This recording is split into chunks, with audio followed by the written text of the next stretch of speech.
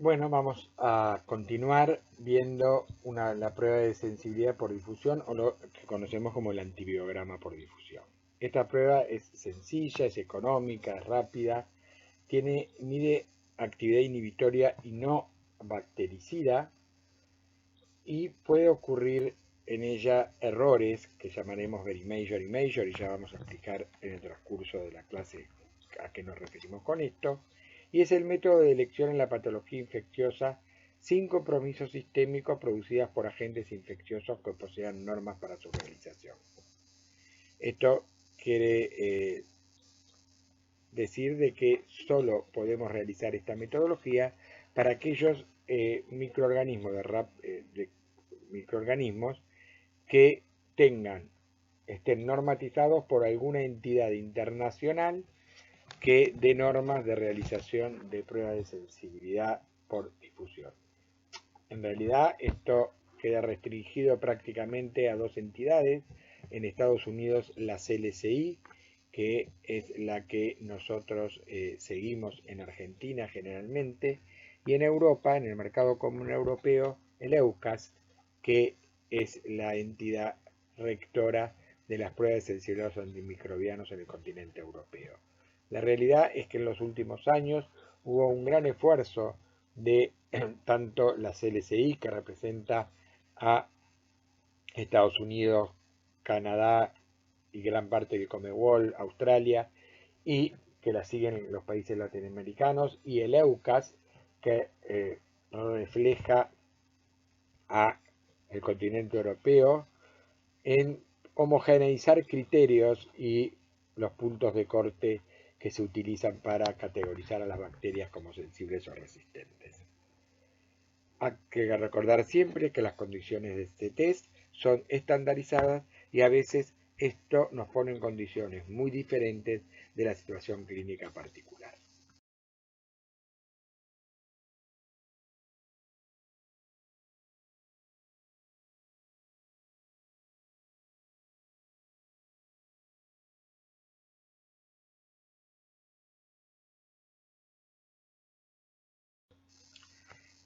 En la estandarización, yo me voy a referir a la estandarización del CLCI, pero el EUCAS en lo metodológico ya está totalmente homogeneizado con el CLCI.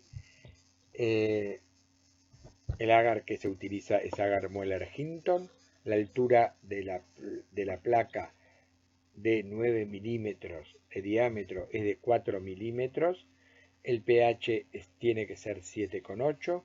La humedad tiene que ser la apropiada y tiene que tener una concentración de magnesio y calcio adecuada y una concentración de timina y timidina adecuada. Por otro lado, tenemos que controlar los discos que utilizamos para la realización de estos antimicrobianos, pruebas de sensibilidad a los antimicrobianos, con cepas controles de la TCC y comparar el resultado obtenido en nuestro laboratorio con tablas que nos indican si nuestros controles están dentro del rango aceptable que nos brindan las normas de cualquiera de estas dos entidades. Por otro lado, hay una concentración de inóculo, que es la del 0,5 de McFarland, que corresponde a 1 por 10 a la octava unidades formadoras de colonia y que también debemos tener muy bien estandarizado en nuestro laboratorio.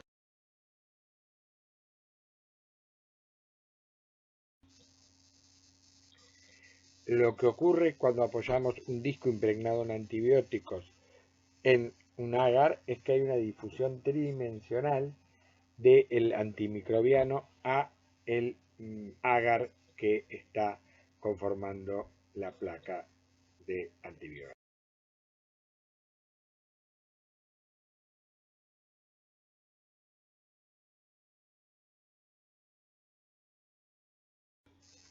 La difusión tridimensional de estos discos saturados en antimicrobiano será muy dependiente de la altura del el agar Mueller-Hinton en la placa. Por eso, si tenemos placas con Mueller-Hinton de mayor espesor, produce difusión bidimensional y esto lleva a una disminución de los halos, lo cual nos haría entrar en un error importante. La difusión tridimensional también se ve afectada cuando tenemos placas de menor espesor que el estandarizado, o sea, con menos de 4 milímetros, porque nos van a dar halos agrandados. En ambos casos, ya sea que tengamos halos disminuidos o agrandados, lo que estamos propiciando es el cometer errores major y very major a la hora de informar nuestros antibiogramas. Esto se evita teniendo muy bien estandarizada la altura del agar Moeller-Hinton en la placa, que cuando uno prepara placas artesanales se logra fundiendo el agar Moeller-Hinton y volcando 20 mililitros de agar Moeller-Hinton por placa de 9 milímetros de diámetro.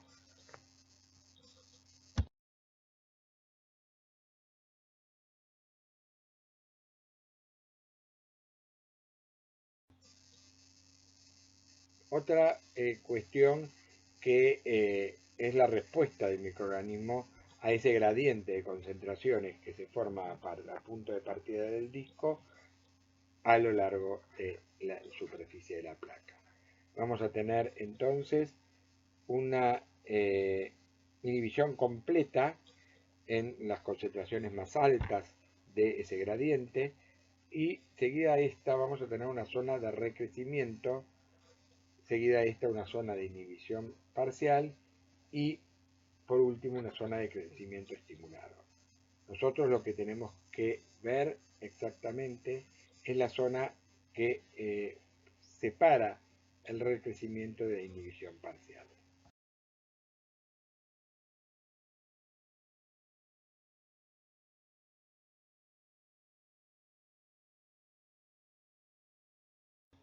Para poder interpretar estas pruebas de antibiograma por difusión, debemos referirnos, una vez que tenemos los halos medidos de inhibición completa, a las tablas que nos dan las dos entidades generadoras de estas tablas en el mundo, que son el EUCAS y el CLCI. El criterio farmacológico es aquel que establece que la máxima concentración inhibitoria mínima del intervalo de sensibilidad debe ser inferior al nivel del antimicrobiano alcanzable en sangre o en el tejido según dosificaciones y vías de administración clínicamente aceptables. El criterio epidemiológico, un criterio que se ha venido desarrollando mucho últimamente y que ha provocado que muchos puntos de corte se vayan cambiado usando este nuevo criterio, es que los puntos de corte de concentración inhibitoria mínima deben encontrarse entre los límites de una serie de microorganismos con comparable susceptibilidad. ¿Qué quiere decir esto? Que estamos hablando de puntos de corte poblacionales, donde lo que yo me fijo es cómo se comporta la mayor parte de la población para esa bacteria. Y cuando estos puntos de corte poblacionales se han ido corriendo a lo largo de la historia, los hemos ido modificando. Esto quiere decir de que yo puedo obtener un cambio en los puntos de corte porque se ha producido por emergencia tal vez de un mecanismo de resistencia y predominancia de estas bacterias con el mecanismo de resistencia en una población, se han ido corriendo las CIMES a CIMES más altas. El criterio clínico es el más difícil de determinar y es aquel que proviene de estudios de la concentración inhibitoria mínima y la respuesta clínica. Bueno, esto es lo ideal, estos serían los puntos de corte más aceptables y más idealmente esperables, pero hay que ser realista y estos puntos de corte son muy difíciles de lograr porque los estudios aleatorizados de observación clínica con respecto a la concentración inhibitoria mínima de las bacterias tienen mucho sesgo y muchas variables de confusión que los hacen muy difíciles de realizar. Por otro lado, yo expliqué en la primera parte de esta clase de que con los parámetros farmacocinéticos y farmacodinámicos ha habido cambios en los puntos de corte en los últimos años que nos independizan de la aparición de mecanismos de resistencia y estos puntos de corte son un criterio nuevo que no está incluido en esta diapositiva, que son los criterios PKPD. Es ver cuándo la concentración de un antibiótico, dado en una forma de dosificación estándar, cumple con el blanco farmacocinético adecuado para esa bacteria.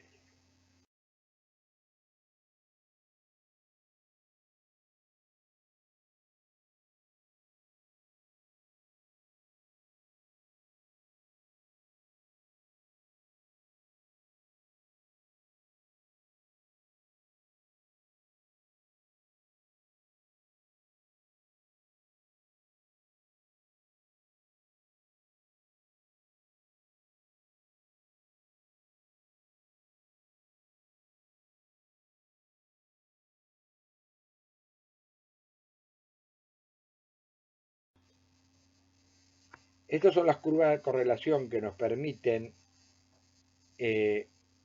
utilizar el método de difusión. Uno sabe que el método patrón es la concentración inhibitoria mínima en medio líquido, y lo que hace es correlacionarlo con el método de difusión. O sea, estamos correlacionando la metodología de concentración inhibitoria mínima por dilución con la metodología de difusión. Y lo que queremos ver es cuánta correlación hay entre la medida de los diámetros de inhibición con las concentraciones inhibitorias mínimas medidas por dilución.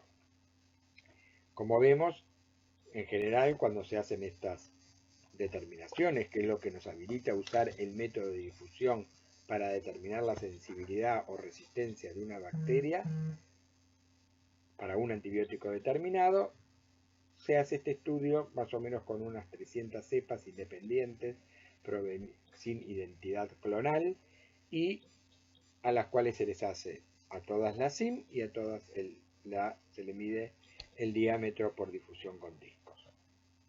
Se colocan los puntos en la curva y se saca la curva de regresión lineal que corre por el medio de los promedios de cada bacteria.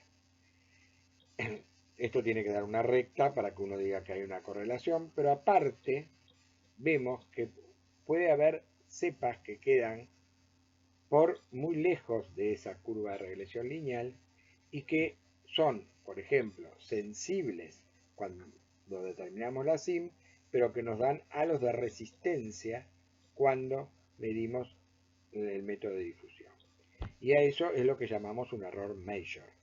Nosotros le estaríamos diciendo al médico que la cepa es resistente a un antibiótico cuando en realidad podría utilizarlo. Estamos inhibiendo la posibilidad de utilizar un antibiótico. Otro error que podemos cometer es decirle al médico que nuestra cepa es sensible porque obtuvimos un halo que está dentro del rango de sensibilidad, cuando en realidad es resistente por SIM. O sea, cuando le medimos la SIM en medio líquido de esa cepa, vemos que está por debajo de la concentración inhibitoria mínima considerada de sensible. Esto es un error very major, es mucho más grave. Nosotros le estamos diciendo al médico, trate con un antibiótico que va a llevar al fracaso terapéutico. Para que un antibiótico pueda ser probado por los métodos de difusión, tiene que tener un error very major y error major por debajo del 2%. Quiere decir que de cada 100 cepas testeadas, menos del 2% podrían presentar este tipo de... Vamos a abordar ahora algo que es de suma importancia, que tiene que ver cuando usamos asociación de antibióticos para tratar una infección y cómo determinamos si esa asociación de antibióticos es adecuada o no es adecuada.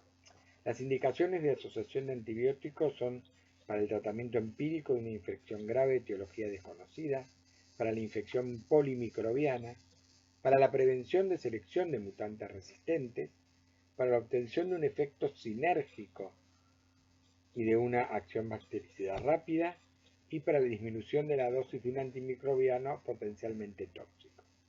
Cualquiera de estos son causas de indicar más de un antibiótico en el tratamiento terapéutico.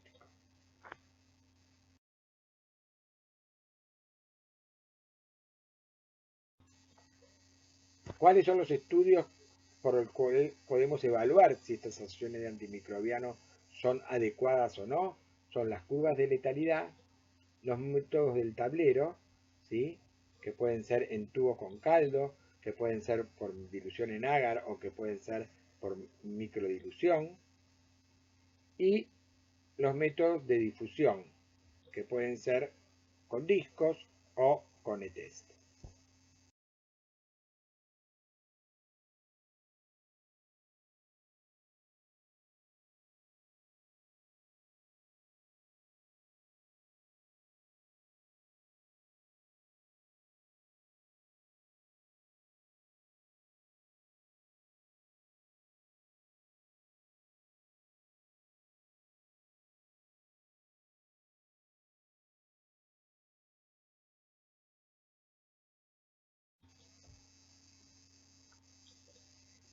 Los estudios de estas asociaciones vamos a tener distintos tipos de interacciones entre los antibióticos. La indiferencia, que es la actividad conjunta de los antibióticos, no difiere de la actividad del más efectivo en solitario. La adición, que es cuando la actividad conjunta es más o menos la suma de la actividad por separado de cada antimicrobiano.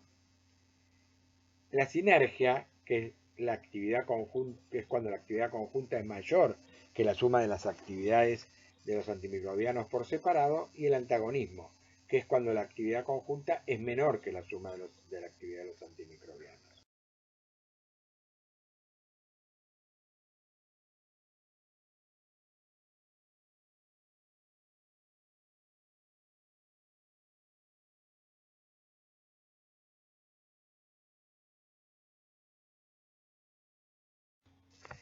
El método gold standard para poder determinar si una asociación de antibióticos nos va a dar nos va a aportar una mejoría en el tratamiento del paciente, ya sea porque tiene un efecto de adición o un efecto de sinergia, es la determinación del porcentaje de muerte a una concentración fija de droga y bajo condiciones controladas. Se realiza en tubos o frascos de vidrio con por lo menos 10 mililitros de Mueller Hinton y la concentración de la droga elegida. El inóculo es 5 por 10 a la quinta unidades formadoras de colonia de bacteria en fase logarítmica de crecimiento, y deben tomarse alícuotas de la mezcla en estudio a las 0, 4, 8 y 24 horas y se realizan recuentos de colonia. De esta manera yo veo cuál es el porcentaje de disminución del inóculo inicial que se produjo por el enfrentamiento de la bacteria con esa concentración de antibióticos a un tiempo dado.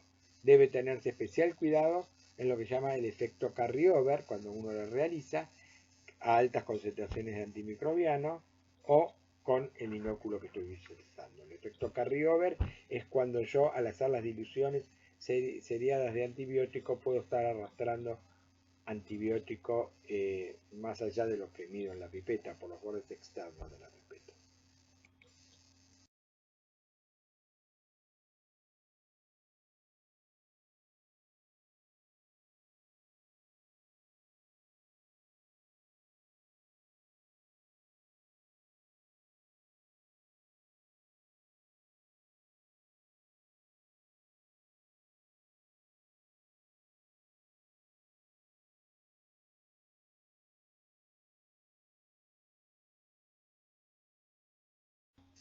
Entonces la curva de letalidad valora la actividad de los antibióticos solos, o sea, yo tengo que hacer una curva de muerte o de letalidad para cada antibiótico por separado de la asociación que quiero probar y para la asociación de antibióticos.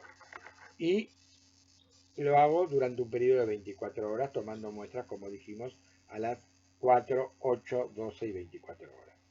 Y lo que hago es un recuento de las bacterias viables a esas horas concretas. Con ello lo que hago es graficar luego estos gráficos que me van a permitir determinar si esa asociación es sinérgica, antagónica o indiferente. Fíjense en que cuando tengo sinergia, a las 24 horas tengo una mortalidad o tengo una cantidad de sobrevivientes mucho menor que la que tengo cuando tengo antagonismo o cuando tengo indiferencia, donde no hay casi diferencia con respecto al antibiótico que mayor efecto tiene. ¿Cuáles son entonces los alcances, las limitaciones y las oportunidades de estas curvas de letalidad? Caracterizan mucho mejor la cinética de la muerte bacteriana que los métodos como el antibiograma, donde yo no estoy viendo cómo va variando la muerte bacteriana a través del tiempo, sino que yo lo miro a un tiempo fijo. Permite establecer mejor el fenómeno de tolerancia. Es la técnica que mejor evidencia el comportamiento de asociaciones de antimicrobianos. La concentración de antibiótico utilizada es arbitraria y es la que mejor correlaciona con la cura en casos de endocarditis bacteriana. Esta técnica se utiliza muchas veces para determinar frente a ciertos tipos de gérmenes que no responden a los tratamientos convencionales qué asociación.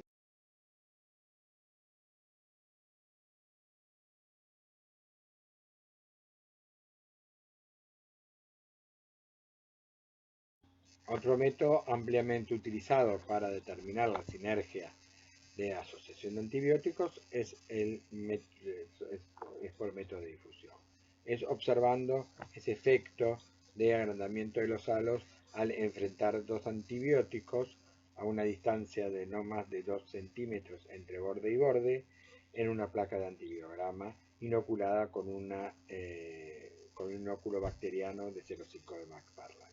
Eso es lo que nosotros vulgarmente en la Argentina llamamos efecto huevo, y es porque se da una deformación de los halos característica que tiene la forma de un huevo. Fíjense en que aquí lo que estamos viendo es una sinergia donde hay agrandamiento de los halos, ¿sí? Mientras que en otra prueba vemos un achatamiento del halo, que es una expresión del antagonismo, me produce una disminución del diámetro total de inhibición para ese antibiótico con esa bacteria. Y por último la indiferencia, que es donde el entrecruzamiento de los dos antibióticos no produce ningún cambio en el diámetro de ninguno de los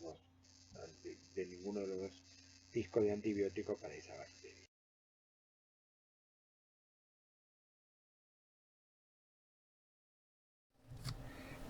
En esta diapositiva lo que estamos viendo es la utilidad de estos efectos sinérgicos para la detección de mecanismos de resistencia de algunos bacilos gram negativos.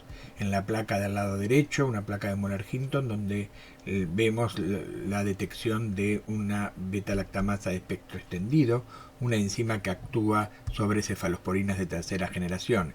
Y lo que vemos es una distorsión del halo, una sinergia en el halo del disco de cefotaxima cuando le colocamos a 2 centímetros de borde a borde un disco de amoxiclavulánico, que es un inhibidor de esta beta-lactamasa. No ocurre lo mismo con el disco de ceftazidima, que es la otra cefalosporina que probamos, porque seguramente esta enzima es una cefotaximasa específica. Abajo lo que se observa es exactamente lo mismo. Se observa la ausencia de halo de inhibición en la tira que tiene solo cefotaxima, mientras que en la que tiene cefotaxima más clavulanato se ve una disminución de la CIM y entonces se ve un halo de inhibición. Del lado derecho de la placa lo que tenemos es la misma prueba con seguramente piperacilina tazobactam, donde también podemos detectar la presencia de la beta-lactamasa. Del lado derecho tenemos una tira de test de doble, donde de un lado tenemos un gradiente para imipenem y del otro lado, del lado derecho y del lado izquierdo, tenemos un gradiente para imipenem más ácido dipicolínico, y esto lo que nos permite observar es que la CIM para el imipenem solo es aproximadamente 12 microgramos por mililitro, pero para el imipenem más el ácido dipicolínico es menor de 1 microgramo por mililitro, lo cual quiere decir que ese descenso de la concentración inhibitoria mínima es producto de la inhibición de una metalo-beta-lactamasa por el ácido dipicolínico.